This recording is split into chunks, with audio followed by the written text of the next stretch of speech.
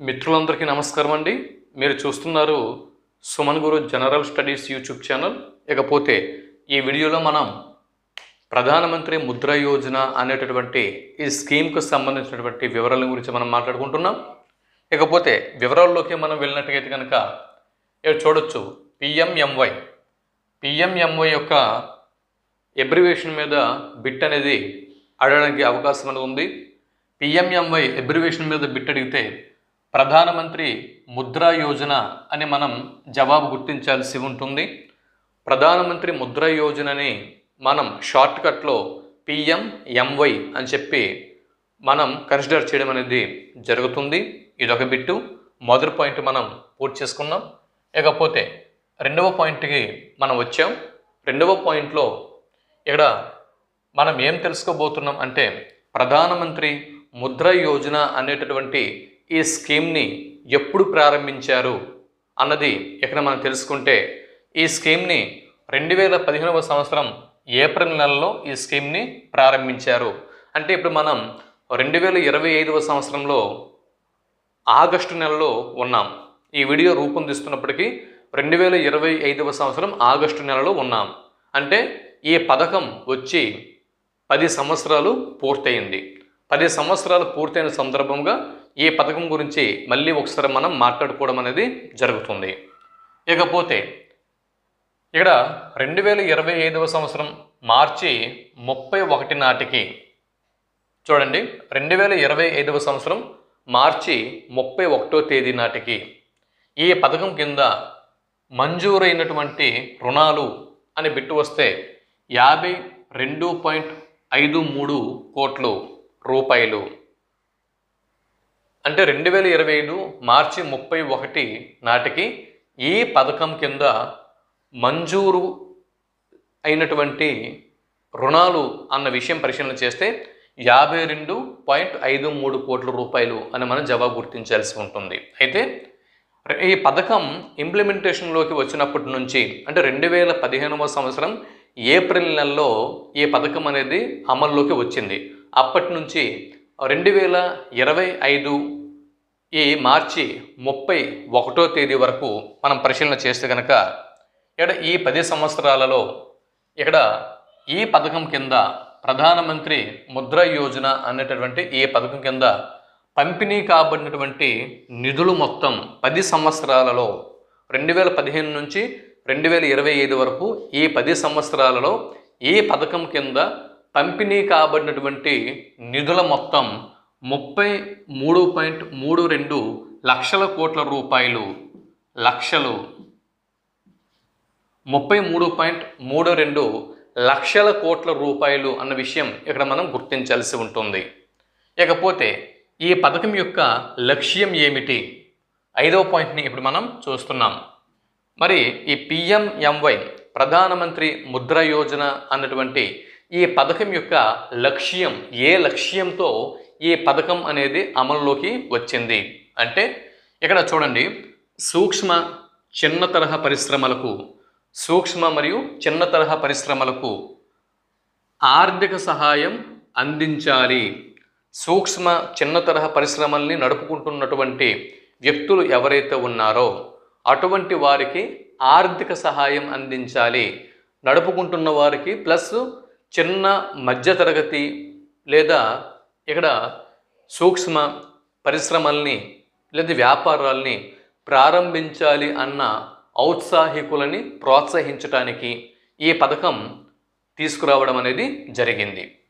ఆర్థిక సార్వజనీనత, ఇక్కడ పదం చూడండి, ఆర్థిక సార్వజనీనత ఏదైతే ఉందో ఈ ఆర్థిక సార్వజనీనతను అంటే ఆర్థిక సార్వజనీనత అంటే ఏంటి?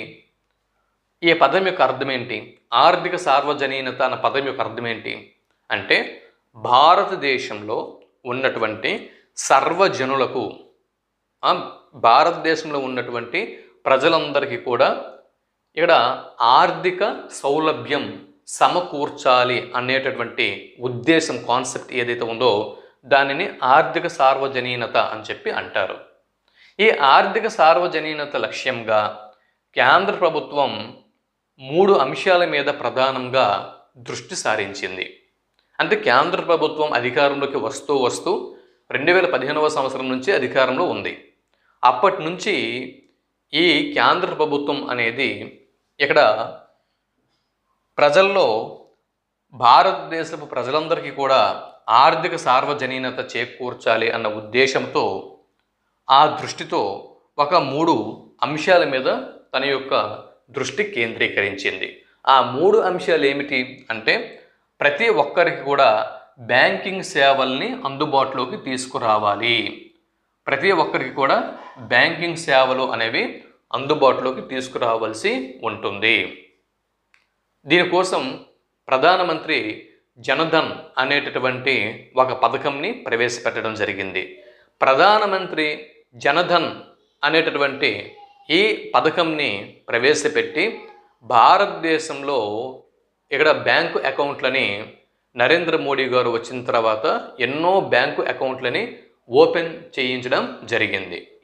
జీరో బేస్డ్ అకౌంట్ ఈ పాస్బుక్లని ఈయన ఓపెన్ చేయించారు.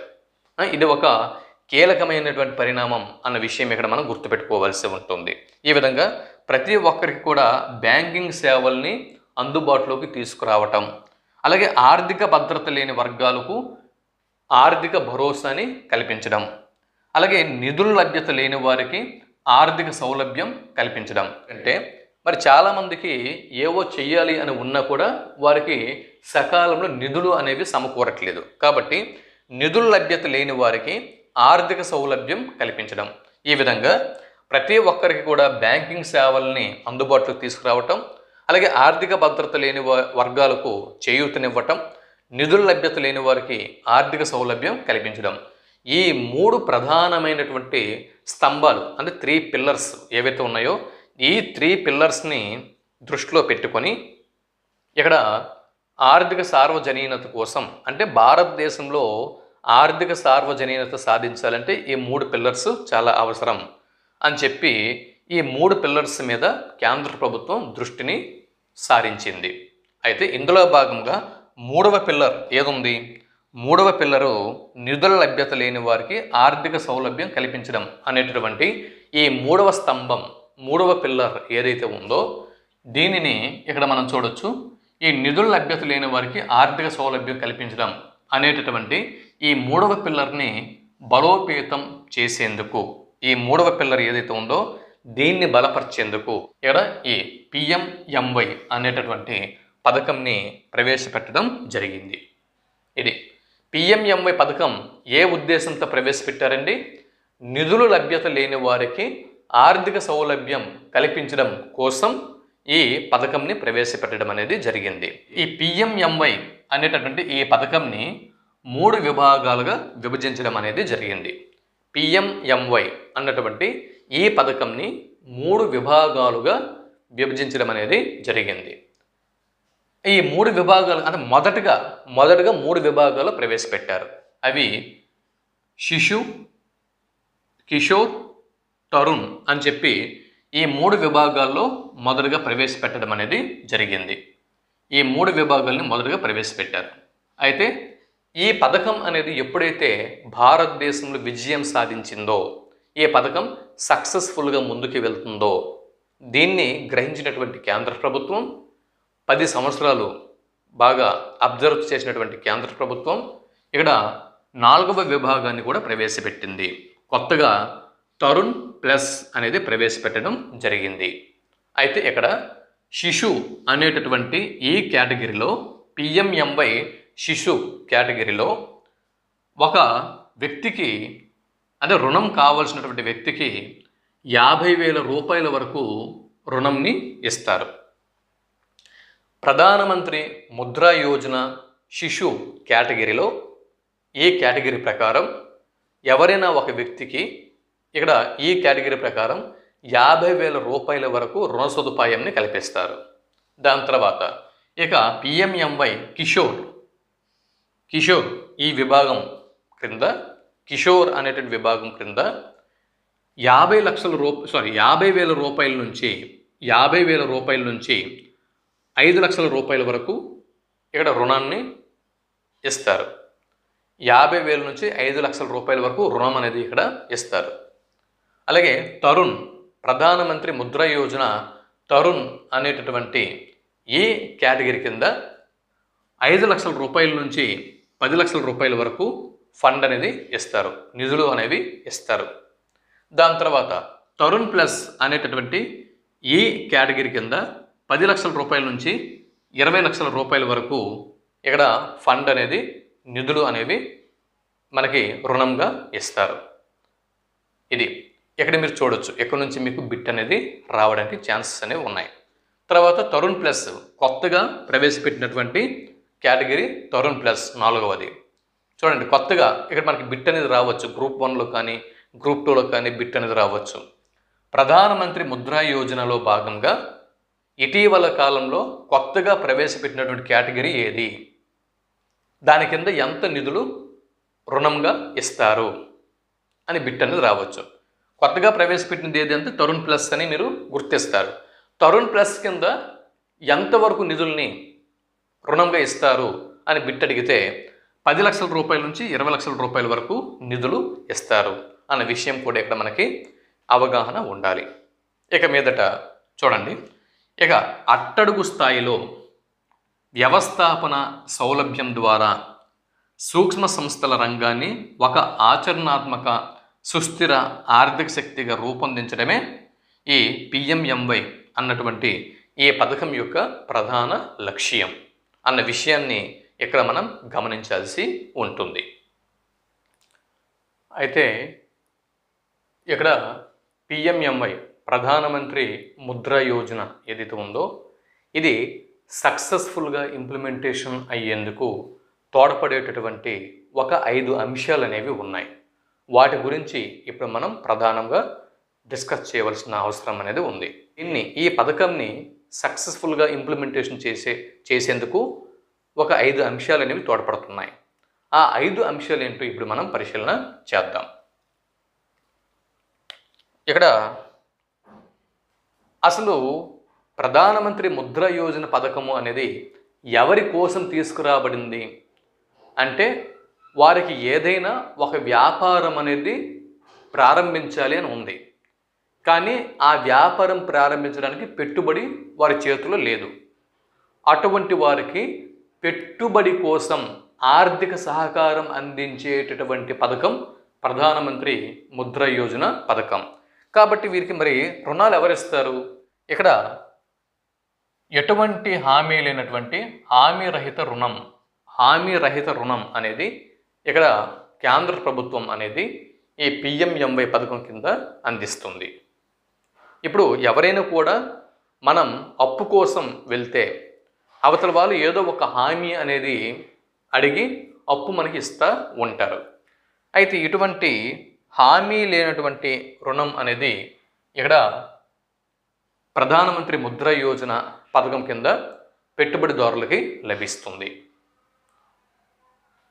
ఇక్కడ దాని తర్వాత సుగమ వడ్డీ శాతం, 3వ అంశం రుణాల చెల్లింపు సరళం, 4వ అంశం డిజిటల్ సౌలభ్యం, 5వ అంశం రుణదాతల విస్తృత భాగస్వామ్యం.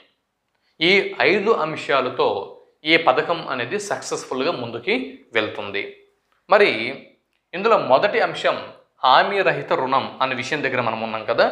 హామీ రహిత రుణం అంటే ఇక్కడ ఎవరైనా పెట్టుబడి పెట్టడానికి ఇక్కడ ఈ స్కీమ్ని కనుక అప్రోచ్ అయితే వారికి ఎటువంటి హామీ అడగరు, వారు ఎటువంటి హామీ సమర్పించాల్సిన పని లేదు, హామీ కానీ ఇవ్వాల్సిన పని లేదు, వారి ఆస్తుల్ని తాకట్టు పెట్టవలసిన పని లేదు. అలాగే పూచీకత్తు కూడా, అంటే ఈ వ్యక్తి రుణం మీకు చెల్లించకపోతే నాది పూచీ అని ఏ వ్యక్తి కూడా పూచీగా సంతకం చేస్తూ ముందుకు రావాల్సిన పని కూడా లేదు. ఎవరైనా కూడా మనకి అప్పు ఇచ్చినప్పుడు ఏం చూస్తారు? వీడు తిరిగి చెల్లిస్తాడా లేదా, హామీ ఏంటి అని చూస్తారు. అందుకు ఏదైనా ఒక ఆస్తి నా దగ్గర తాకట్టు పెట్టు అంటారు మనకు అప్పు ఇచ్చేవాళ్ళు. లేకపోతే ఎవరినైనా ఒక మంచి పరపతి ఉన్న వ్యక్తిని పూచీగా నా దగ్గర తీసుకొనిరా అని చెప్పి అంటారు. ఆ 3 లేకుండానే ఇక్కడ హామీ రహిత రుణం అనేది ఇక్కడ లభిస్తుందన్నమాట. మరి ఇక్కడ ఎవరు హామీగా ఉంటారు? రుణం పొందేటటువంటి రుణగ్రహీతకు మరి ఎవరు హామీగా ఉంటారు అంటే CGTMSE మరియు CGFMU అనేటటువంటి ఈ రెండు సంస్థలు ఇక్కడ వీరికి హామీగా ఉంటాయి. CGTMSE, CGFMU అన్నటువంటి ఈ రెండు సంస్థలు ఇక్కడ హామీగా ఉంటాయి. ఇవి హామీగా ఉంటూ ఇక్కడ డబ్బుని ఇక్కడ ఇస్తాయి, రుణగ్రహీతకి ఆర్థిక సహాయం చేయడం అనేది జరుగుతుంది. దాని తర్వాత సుగమ వడ్డీ శాతం. అసలు మనం ఈ ప్రధానమంత్రి ముద్ర యోజన అన్న పథకం అనేది చిన్న తరహా వ్యాపారస్తులకి, మధ్య తరహా వ్యాపారస్తులకి అన్న విషయం మనం ఇక్కడ గుర్తుపెట్టుకోవాల్సి ఉంటుంది. వాళ్ళకి డబ్బులు ఇచ్చేవాళ్ళు ఎవరు లేక, పెట్టుబడి పెట్టడానికి వాళ్ళ దగ్గర డబ్బులు లేక ప్రభుత్వాన్ని వాళ్ళు ఆశ్రయిస్తున్నారు. కాబట్టి మరి వారికి అసలు ప్లస్ వడ్డీతో కలిపి అధిక మొత్తంలో డబ్బులు తిరిగి ఇమ్మంటే ఎలా ఇవ్వగలరు? ఇవ్వలేరు. కాబట్టి ఇక్కడ సుగమ వడ్డీ శాతం అంటే ఎవరైతే రుణాలు అనేవి వీరికి మంజూరు చేస్తున్నారో రుణదాత అంటే రుణం ఇచ్చేవాడు, రుణగ్రహీత అంటే రుణం తీసుకునేవాడు. రుణదాతలు ఎవరైతే ఉన్నారో ఆ రుణదాతలు అంటే మిగిలిన వాళ్ళకి వడ్డీలు బాధినట్టు వీళ్ళకి వడ్డీలు బాధకుండా ఇక్కడ ఈ పథకం అనేది సమీక్షిస్తుందన్నమాట. ఇక్కడ వీళ్ళకి వడ్డీలు వసూలు చేయటంలో కాస్త కనిపెట్టుకొని వడ్డీ శాతం అనేది ఇక్కడ కాస్త అభిలషణీయంగా, ఆమోదయోగ్యంగా ఇక్కడ తక్కువ మొత్తంలో వడ్డీ శాతం అనేది ఉంటుంది. తక్కువ మొత్తంలో వడ్డీ శాతం అనేది ఉంటుంది. ఇకపోతే రుణాల చెల్లింపు సరళం. ఇక్కడ రుణగ్రహీతలు ఎప్పుడైనా కూడా అంటే PMMY పథకం కింద రుణం పొందినటువంటి రుణగ్రహీతలు ఎప్పుడైనా కూడా వాళ్ళు ఇక్కడ రుణాలని తిరిగి చెల్లించవచ్చు. వివిధ వాయిదాల రూపంలో రుణాలని తిరిగి చెల్లించవచ్చు. తీసుకున్న రుణం ఒకేసారి చెల్లించాల్సిన పని లేదు. వాయిదాల రూపంలో వారు తీసుకున్న రుణంని చెల్లించుకోవచ్చు. ఇకపోతే డిజిటల్ సౌలభ్యం. ఇప్పుడు ఈ రుణం కోసం దరఖాస్తు చేసుకోవాలి కదా. ఇప్పుడు నేరుగా నరేంద్ర మోడీ ఇంటికి వెళ్ళిపోయి నాకు అప్పు ఇవ్వు అని చెప్పి అడగలేం కదా. సో దీనికంటూ ఒక పథకం అనేది ఉంది. ఆ పథకం ప్రకారము అంత పథకానికి అప్లికేషన్ అనేది చేసుకోవాలి, దరఖాస్తు అనేది చేసుకోవలసి ఉంటుంది. రుణం కోసం PMMY రుణం కోసం దరఖాస్తు అనేది చేసుకోవలసి ఉంటుంది. ఈ దరఖాస్తు కోసం ఒక నేషనల్ ఆన్లైన్ పోర్టల్ అనేది ఒకటి ఏర్పాటు చేయడం అనేది జరిగింది. నేషనల్ ఆన్లైన్ పోర్టల్ అనేది ఒకటి ఏర్పాటు చేయడం జరిగింది. దీనికోసం PMMY పథకం ద్వారా రుణగ్రహీతలు ఎవరైతే ఉంటారో ఆ రుణగ్రహీతలు రుణం కోసం దరఖాస్తు చేసుకునేందుకు ఒక నేషనల్ పోర్టల్ని ఏర్పాటు చేశారు. ఆ నేషనల్ పోర్టల్ జనసమర్థ. ఆ నేషనల్ పోర్టల్ పేరు జనసమర్థ. బిట్ అనేది మనకి ఎగ్జామ్లో రావచ్చు. గ్రూప్ 1లో కానీ గ్రూప్ 2లో కానీ ఇక్కడ బిట్ అనేది రావచ్చు. జనసమర్థ అన్న ఆన్లైన్ పోర్టల్ దేనికి ఉద్దేశించినది అన్న బిట్ అనేది రావడానికి ఛాన్సెస్ అనేవి ఉన్నాయి. లేదా ఇక్కడ PMMY ప్రధానమంత్రి ముద్ర యోజన పథకం కింద ఇక్కడ జాతీయ ఆన్లైన్ పోర్టల్ అనేది క్రింది వాటిలో ఏది? PMMY పథకం క్రింద నడుస్తున్నటువంటి జాతీయ ఆన్లైన్ పోర్టల్ క్రింది వాటిలో ఏది గుర్తించండి అని బిట్టు వస్తే జనసమర్థ అని జవాబు గుర్తించాల్సి ఉంటుంది. లేదా జనసమర్థ అన్నటువంటి ఆన్లైన్ పోర్టల్ దేనికి ఉద్దేశించినది అని బిట్టు వస్తే ఇది PMMY పథకం కోసం రుణగ్రహీతలు అంటే రుణం కావాలి అనుకునే వారికి జాతీయ ఆన్లైన్ పోర్టల్ ద్వారా డిజిటల్ సౌలభ్యం చేకూర్చేందుకు చేపట్టినటువంటి ఒక పోర్టల్ అని మనం ఇక్కడ జవాబు గుర్తించాల్సి ఉంటుంది. ఈ విధంగా రుణం కోసం PMMY పథకం కింద రుణం కోసం బ్యాంకులకు వెళ్ళొచ్చు, ఇతర ఆర్థిక సంస్థలకు వెళ్ళొచ్చు. అలాగే జనసమర్థ అనేటటువంటి ఆన్లైన్ పోర్టల్లోకి వెళ్ళి ఆన్లైన్ పోర్టల్ని ఫిల్ చేసి ఎక్కడి నుంచి కూడా ఇక్కడ వీరు రుణం కోసం, లోన్ కోసం ఇక్కడ అప్లికేషన్ చేయొచ్చు. ఇకపోతే ఇక్కడ 5వ అంశం రుణదాతల విస్తృత భాగస్వామ్యం. మరి వీళ్ళకి రుణాలు ఎవరిస్తారు? సరే, ప్రధానమంత్రి ముద్ర యోజన అనేది ఉంది. ఈ ప్రధానమంత్రి ముద్ర యోజన కింద ఎవరు రుణం ఇస్తారు ఇక్కడ? సో ఇక్కడ మరి రుణగ్రహీతలు ఉన్నారంటే ప్రధానమంత్రి ముద్ర యోజన కింద మరి రుణదాతలు ఉండాలి కదా, ఎవరో ఒకరు రుణం ఇచ్చేవాళ్ళు ఉండాలి కదా. సో డబ్బులు ఇచ్చేవాళ్ళు ఉంటేనే డబ్బులు తీసుకునేవాడు ఉంటాడు, లోన్ ఇచ్చేవాడు ఉంటేనే లోన్ తీసుకునేవాడు ఉంటాడు. మరి ఈ లోన్లని, ఈ రుణాలని ఇప్పుడు లోన్కి అయితే అప్లై చేస్తాడు, బ్యాంకులోనో లేకపోతే జనసమర్థ పోర్టల్లోనో లోన్కి అయితే అప్లై చేశారు. మరి లోన్ కింద డబ్బులు ఎవరు ఇస్తారు? రుణదాతలు ఎవరు? పరిశీలన చేస్తే ఇక్కడ చూడండి, ప్రభుత్వ, ప్రైవేటు బ్యాంకులు, అలాగే ప్రాంతీయ గ్రామీణ బ్యాంకులు, తర్వాత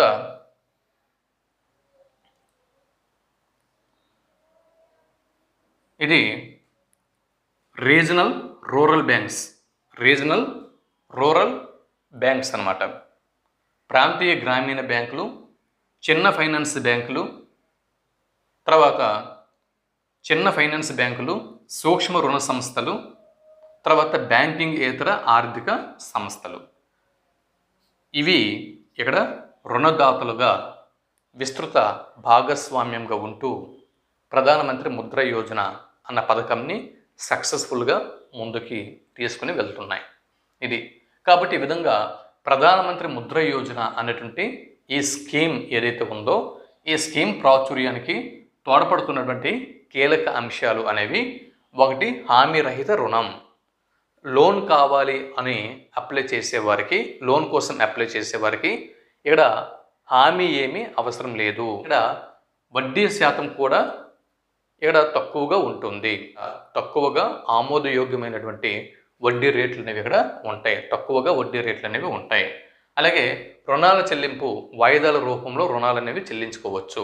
ఇక్కడ డిజిటల్ సౌలభ్యము, ఇక్కడ జాతీయ ఆన్లైన్ పోర్టల్ జనసమర్థ్ అనేటటువంటి ఒక పోర్టల్ని ఏర్పాటు చేసి ఉన్నారు.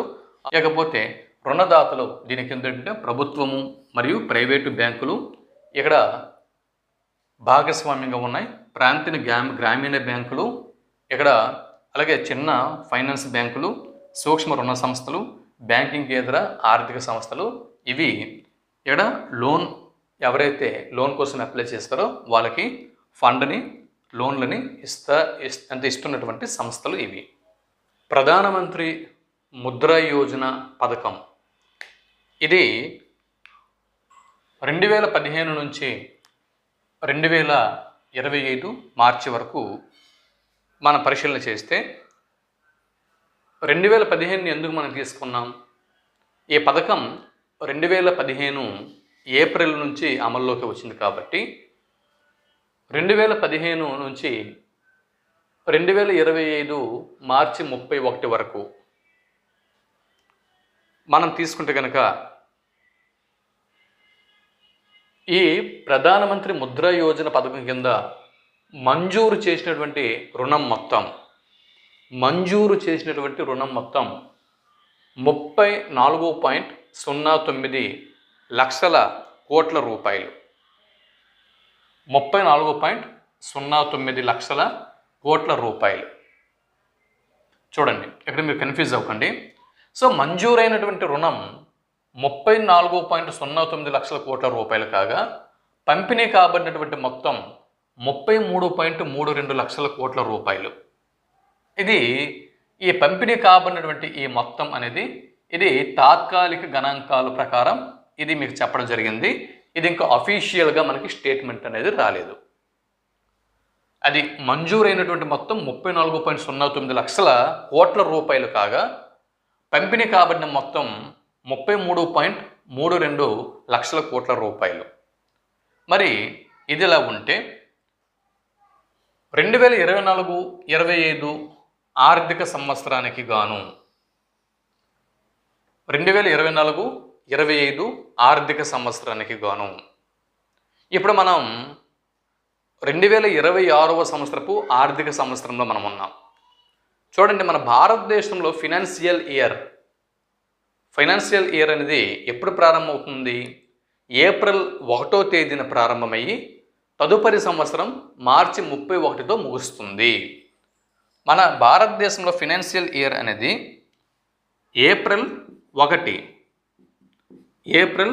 1తో ప్రారంభమయ్యి మార్చి 31తో ముగుస్తుంది ఫైనాన్షియల్ ఇయర్. కాబట్టి ఇక్కడ మనం ఇప్పుడు ఏ నెలలో ఉన్నాం?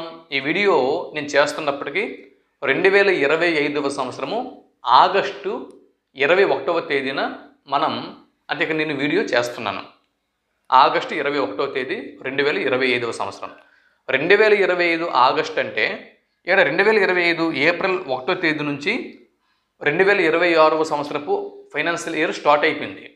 కాబట్టి మనం ఏప్రిల్ 1వ తేదీనే ఫైనాన్షియల్ ఇయర్ అనేది స్టార్ట్ అయిపోయింది.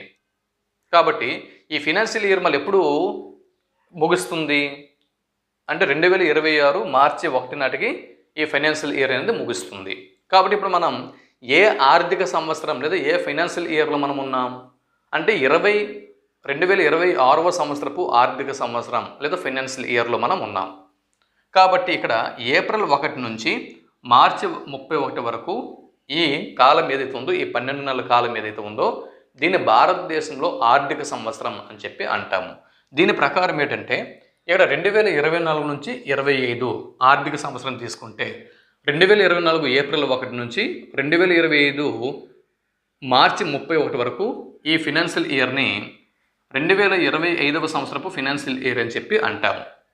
ఈ ఫైనాన్షియల్ ఇయర్లో మంజూరైనటువంటి నిధులు 5.20 లక్షల కోట్ల రూపాయలు కాగా, ఇందులో పంపిణీ కాబడినటువంటి నిధులు అంటే మంజూరైనటువంటి నిధులు 5.20 లక్షల కోట్ల రూపాయలు మంజూరయ్యాయి. ఇందులో పంపిణీ అయినటువంటి నిధులు 5.09 లక్షల కోట్ల రూపాయలు పంపిణీ కాబడ్డాయి. ఇక్కడ ఈ పాయింట్ అయిపోయింది, ఈ పాయింట్ అయిపోయింది. ఇప్పుడు మనం ఇక్కడికి వద్దాం, ఈ పాయింట్ దగ్గరికి వద్దాం. ప్రధానమంత్రి ముద్ర యోజన కింద రుణ పంపిణీ అంటే రుణాలని అందుకున్నటువంటి రాష్ట్రాల్లో తొలి 5 స్థానాల్లో ఉన్నటువంటి రాష్ట్రాలు ఇప్పుడు మనం చూద్దాం. భారతదేశంలోనే అన్ని రాష్ట్రాలలో కూడా ప్రధానమంత్రి ముద్ర యోజన పథకం అనేది అమల్లో ఉంది. అయితే ఈ పథకంని ఎక్కువగా వినియోగించుకున్నటువంటి రాష్ట్రాలు మొదటి 5 రాష్ట్రాలను ఇప్పుడు మనం చూద్దాం. ఇక్కడ ప్రధానమంత్రి ముద్ర యోజన క్రింద ఈ పథకం కింద ఎక్కువగా రుణాల్ని పొందినటువంటి రాష్ట్రం తమిళనాడు. మొదటి ప్లేస్లో తమిళనాడు ఉంది. బిట్ అనేది మనకి రావచ్చు. ప్రధానమంత్రి ముద్ర యోజన పథకం కింద అత్యధికంగా రుణాల్ని పొందినటువంటి రాష్ట్రం అంటే ఈ పథకం ఎక్కువగా అమలు కాబడుతున్నటువంటి రాష్ట్రాలలో మొదటి స్థానంలో ఉన్నటువంటి రాష్ట్రం ఏది అని బిట్టు వస్తే తమిళనాడు అని మనం జవాబు గుర్తించాల్సి ఉంటుంది. మరి తమిళనాడుతో పాటు వరుసగా 5 స్థానాల్లో ఉన్న రాష్ట్రాలు ఏవి అని బిట్ అడిగితే సెకండ్ ప్లేస్లో ఉత్తరప్రదేశ్ ఉంది, థర్డ్ ప్లేస్లో కర్ణాటక ఉంది, ఫోర్త్ ప్లేస్లో వెస్ట్ బెంగాల్ ఉంది, ఫిఫ్త్ ప్లేస్లో బీహార్ స్టేట్ అనేది ఉంది. ఈ 5 రాష్ట్రాల్లో ఎక్కువగా ఈ పిఎంఎంవై పథకం కింద నిధులను వాడుకోవడం అనేది జరిగింది. సో ఈ పథకం ఎక్కువగా ఇంప్లిమెంటేషన్ ఉన్నటువంటి రాష్ట్రాలు ఈ 5. భారతదేశం అంతా కూడా ఈ పథకం అమల్లో ఉన్నప్పటికీ ఈ 5 రాష్ట్రాలు ఎక్కువగా ఈ పథకంని వాడుకుంటున్నాయి. అంటే ఈ 5 రాష్ట్రాల్లో ఉన్నటువంటి ప్రజలు ఎక్కువగా ఈ పథకంని వాడుకుంటున్నారు. ఇందులో ఈ 5 రాష్ట్రాలు మొదటి 5 స్థానాల్లో ఉన్నాయని చెప్పుకున్నాం కదా. ఇవి మొత్తం పిఎంఎంవై నిధులు అనేవి భారతదేశం అంతా కూడా పంచగా అందులో 46.3% నిధులు సుమారు ఒక 3.7% తక్కువతో అది సుమారు 56% అనుకోవచ్చు. 50%, సుమారు 50% అనుకోవచ్చు మనం. సుమారు 50% అంటే చూడండి, భారతదేశం అంతటికి కూడా పిఎంఎంవై నిధులు ఈ స్కీమ్ అనేది వర్తిస్తూ ఉంటే అందులో 50% నిధులు ఈ 5 రాష్ట్రాలు వినియోగించుకుంటున్నాయి. మిగిలిన 50% నిధులు భారతదేశంలో ఉన్నటువంటి మిగిలినటువంటి రాష్ట్రాలన్నీ కూడా వినియోగించుకుంటున్నాయి. ఇకపోతే ఈ నిధులు ఏవైతే ఉన్నాయో ప్రధానమంత్రి ముద్రా యోజన అన్న పథకంలో ఉన్నటువంటి నిధులు మరియు ఖాతాలు వీటిని చూస్తే ఇక్కడ ప్రధానమంత్రి ముద్రా యోజన స్కీమ్ అనేది పరిశీలన చేస్తే ఈ పథకం కింద మొత్తం ఖాతాలు అంటే మొత్తం ఈ 10 సంవత్సరాలలో మొత్తం ఖాతాలని పరిశీలన చేస్తే పిఎంఎంవై శిశు కేటగిరీలో 80% ఖాతాలు అనేవి ఉన్నాయి. అంటే ఎక్కువ శాతం మంది ఈ 50,000 రూపాయలలోన 50,000 రూపాయల వరకు ఉండేటటువంటి ఈ చిన్న మొత్తాలని అప్పుగా తీసుకుంటున్నారు. అంటే ఇక్కడ పిఎంఎంవై స్కీమ్లో శిశు కేటగిరీలో 80% ఖాతాలు ఉన్నాయి. అయితే ఈ 80% ఖాతాలలో ఈ 80% ఖాతాలకి 38% నిధులు మంజూరు అయ్యాయి. ఇక్కడ పిఎంఎంవై శిశు కేటగిరీలో ఖాతాల సంఖ్య, ఖాతాల శాతం అని అడిగితే, అకౌంట్ల శాతం అడిగితే 80% అకౌంట్లు శిశు కేటగిరీలో ఉన్నాయి. అయితే ఈ శిశు కేటగిరీకి నిధులు మంజూరయ్యి పంపిణీ అయినటువంటి శాతం పరిశీలన చేస్తే కేవలం 38% మాత్రమే. అలాగే కిషోర్ కేటగిరీ పరిశీలన చేస్తే పిఎంఎంవై కిషోర్ కేటగిరీ పరిశీలన చేస్తే ఈ కిషోర్ కేటగిరీ కింద 18% ఖాతాలు ఇక్కడ ఉన్నాయి. ఇందులో 18% అకౌంట్లు ఓపెన్ అయ్యాయి అందులో కిషోర్ కేటగిరీలో. అయితే ఈ 18% ఖాతాలు ఇక్కడ ఓపెన్ అయితే ఇక్కడ నిధులు మంజూరయ్యి పంపిణీ అయినటువంటి శాతం 38% మాత్రమే. 38% నిధులు ఇక్కడ మంజూరయ్యి పంపిణీ అయ్యాయి. ఇక తరుణ్ అన్న కేటగిరీలో పిఎంఎంవై తరుణ్ అన్న కేటగిరీలో కేవలం 2% మాత్రమే అకౌంట్స్ అనేవి ఇందులో ఓపెన్ అయ్యాయి ఈ కేటగిరీలో. అయితే దాదాపుగా 25% నిధులు ఇక్కడ మంజూరయ్యి పంపిణీ కాబడ్డాయి. ఈ డేటా కూడా మీరు ఎగ్జామ్స్ కోసం గుర్తుపెట్టుకోవాల్సి ఉంటుంది. ఇకపోతే నిధులు పంపిణీ వాటా చూడండి. ఇక్కడ మొత్తం పిఎంఎంవై ప్రధానమంత్రి ముద్రా యోజన ఈ నిధులు పరిశీలన చేస్తే గత 10 సంవత్సరాలలో 2015 నుంచి 2025 వరకు ఈ 10 సంవత్సరాలలో శిశు కేటగిరీ కింద 18.1%, కిషోర్ కేటగిరీ కింద 50.9%, తరుణ్ కేటగిరీ కింద 30.2% నిధులు మంజూరు అవ్వడం జరిగింది. అయితే తరుణ్ ప్లస్ అనేది ఇటీవల కాలంలో ఇంట్రడ్యూస్ చేశారు కాబట్టి దీని కింద ప్రస్తుతం ఇప్పటి వరకు 0.8% నిధులు మాత్రమే ఇందులో మంజూరు అయ్యాయి. తరుణ్ ప్లస్ అనేది ఇటీవల కాలంలో అంటే తీసుకొచ్చారు. అంతకుముందు ఈ 3 ఉండేవి, శిశు, కిషోర్, తరుణ్. ఇంతకుముందు మనం చెప్పుకున్నాం ప్రారంభంలో. అయితే నిధుల పంపిణీలో అత్యధిక శాతం కిషోర్ కింద నిధులు పంపిణీ అయ్యాయి. 50.9% నిధులు. అంటే మొత్తం పిఎంఎంవై స్కీమ్ యొక్క నిధుల్ని పరిశీలన చేస్తే కనుక ఇందులో ఎక్కువ శాతం 50.9% నిధులు కిషోర్ కింద వాడుకున్నారు. కిషోర్ కేటగిరీలో ఎక్కువ శాతం 50.9% నిధులు వాడుకున్నారు. తర్వాత సెకండ్ ప్లేస్లో తరుణ్ అనేది ఉంది. తరుణ్ కేటగిరీ కింద 30.2% నిధులు వాడుకున్నారు. థర్డ్ ప్లేస్లో శిశు కేటగిరీ ఉంది. 18.1% నిధులు ఇందులో వాడుకున్నారు. ఇకపోతే ప్రధానమంత్రి ముద్రా యోజన రుణాలు సగటు పరిమాణం 2015-16లో పరిశీలన చేస్తే, అంటే స్టార్టింగ్ ప్రారంభ సంవత్సరం పరిశీలన చేస్తే 39,405 కోట్లు కాగా ప్రస్తుతం ఆఫ్టర్ 10 ఇయర్స్ 2024-25 ఫైనాన్షియల్ ఇయర్ చూస్తే 81,108 కోట్లకు పెరిగింది. ఇకపోతే మరి ఈ పిఎంఎంవై యొక్క ఇంపాక్ట్ అనేది భారత ఆర్థిక వ్యవస్థలోనూ భారతదేశపు సమాజంలోనూ ఏ విధంగా ఉన్నది అన్నది పరిశీలన చేస్తే ఇక్కడ ఫినాన్షియల్ ఇన్క్లూజన్, ఎంతోమంది పెట్టుబడిదారులకి ఆర్థిక రుణాలని సమకూర్చడం జరిగింది. ఆర్థిక రుణాలని పెట్టుబడులని సమకూర్చడం జరిగింది.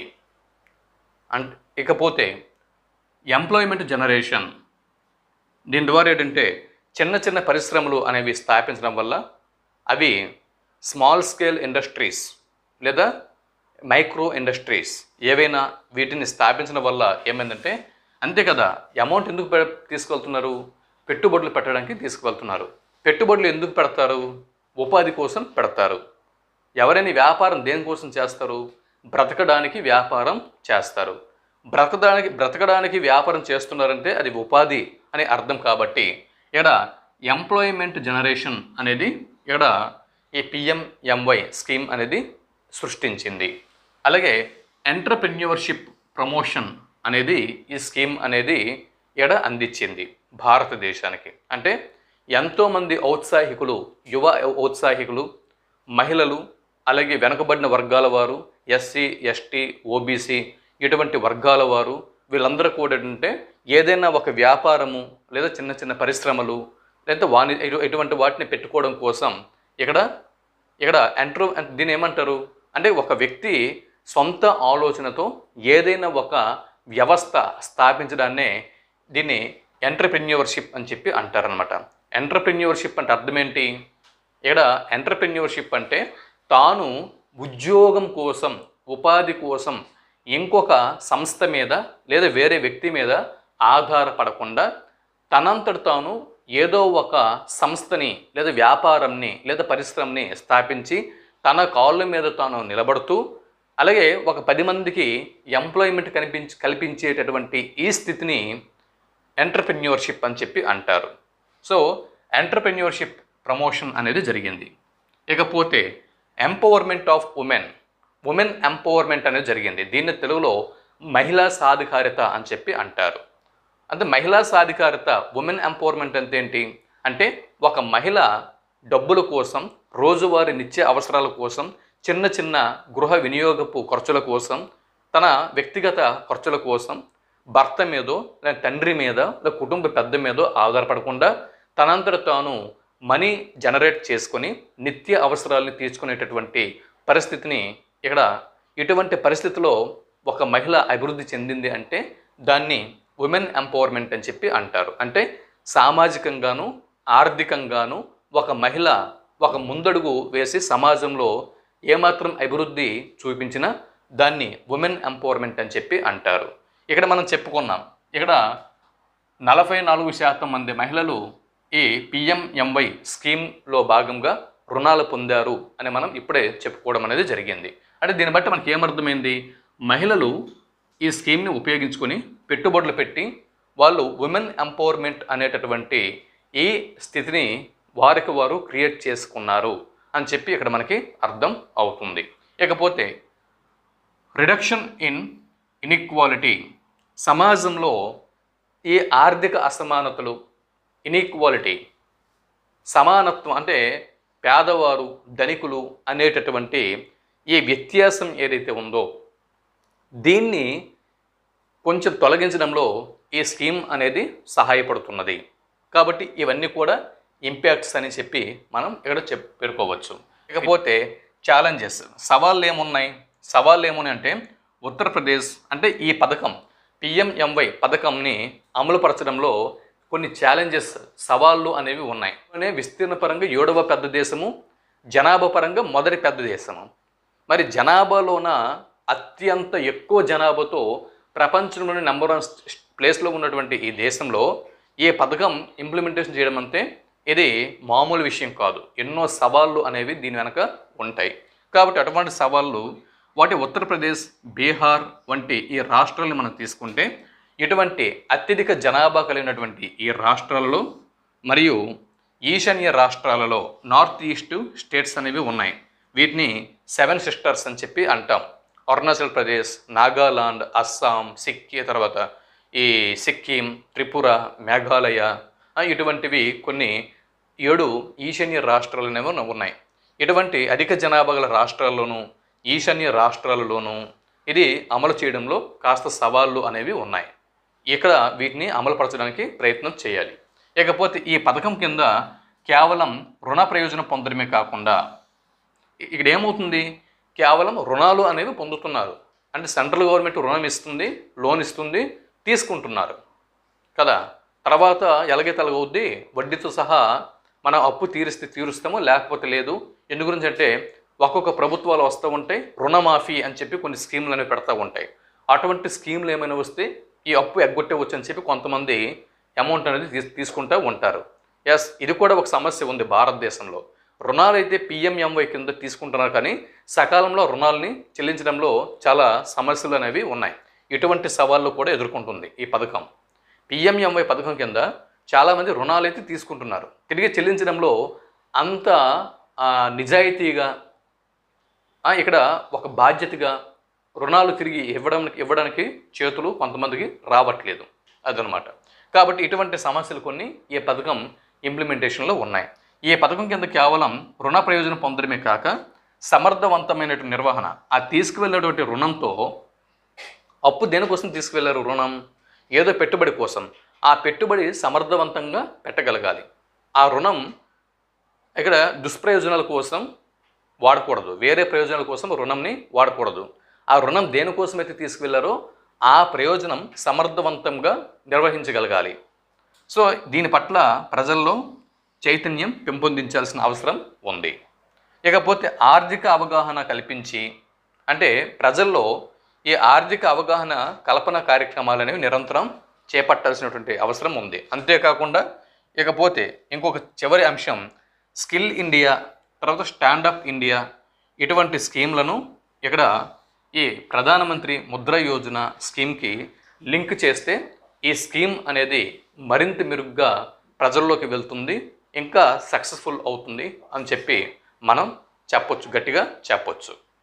అది ఇక్కడ స్కిల్ ఇండియా, స్టాండప్ ఇండియా ఇటువంటి స్కీములు కనుక లింక్ చేస్తే మరికొంచెం ఉత్సాహము, చైతన్యము ప్రజలు నింపి దీని గురించి మరింత అవేర్నెస్ కనుక కల్పించినట్లయితే ఈ స్కీమ్ సక్సెస్ఫుల్గా ముందుకు వెళ్తుంది అనడంలో ఎటువంటి సందేహము లేదు. ఇక్కడతో ప్రధానమంత్రి ముద్ర యోజన స్కీమ్ గురించినటువంటి ఇన్ఫర్మేషన్ అంతా కూడా పూర్తయింది. సో ప్రధాన ఇన్ఫర్మేషన్ ఏదైతే చెప్పాలి అనుకున్నామో ఆ చెప్పాలి అనుకున్నటువంటి మొత్తం ఇన్ఫర్మేషన్ పూర్తయింది. తర్వాత వీడియోలో మనం మరో అంశంతో మళ్ళీ కలుసుకుందాం. అంతవరకు సెలవు. నమస్తే. మీ సలహాలు, సూచనలు, అభిప్రాయాలు ఏమైనా ఉంటే కామెంట్ బాక్స్లో మీరు కామెంట్ చేయండి, వాటిని నేను చదువుతాను. వాటికి అనుగుణంగా నెక్స్ట్ క్లాసుల్ని మనం ఇంప్రూవ్మెంట్ చేద్దాం. నమస్తే.